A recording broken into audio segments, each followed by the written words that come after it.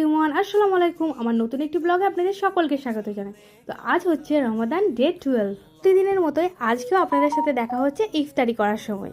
আজকে তো ইফতারিতে প্রচুর কিছু ছিল। আজকে আমি শরবতে দইয়ের লস্যি বানিয়েছিলাম। শুধু আজকে নয়, আমি এভরিডেই দইয়ের লস্যি খাই, আমার ভীষণ ভালো লাগে।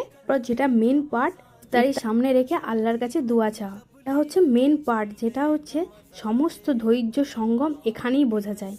আপনার খিদে পাওয়া সত্ত্বেও, ক্ষুধার্ত থাকা সত্ত্বেও, জল পিপাসা পাওয়া সত্ত্বেও আল্লাহর হুকুম ছাড়া আপনি খাবেন না। এখানে আমি আমার সাথে সাথে আপনাদের জন্যও দোয়া করে নিচ্ছিলাম আল্লাহর কাছে, যাতে আপনারা সকলেই ভালো থাকেন। আর আমার ভিডিওগুলো যদি ভালো লাগে অবশ্যই লাইক কমেন্ট শেয়ার করবেন। পর ওই বলে না হালাল নেশা, যেটা হচ্ছে চা, সেটা ছাড়া আমি অসম্পূর্ণ, যেটা ছাড়া আমি বাঁচবই না। যতই খেয়ে নিই না কেন, চা ছাড়া আমার খাওয়া দাওয়া জানা অসম্পূর্ণ। এবার শুরু করলাম ডিনারের তৈয়ারি করতে, কারণ সকালের দিকে যেহেতু আমরা খাওয়া দাওয়া করি না, তাই একবারে সন্ধ্যাবেলা রান্না করে নিচ্ছি ডিনারের জন্য। তাড়াতাড়ি করে ডিনারটা করছিলাম, কারণ এরপরও আমার কাজ আছে, আমাকে একটু দোকানে যেতে হবে।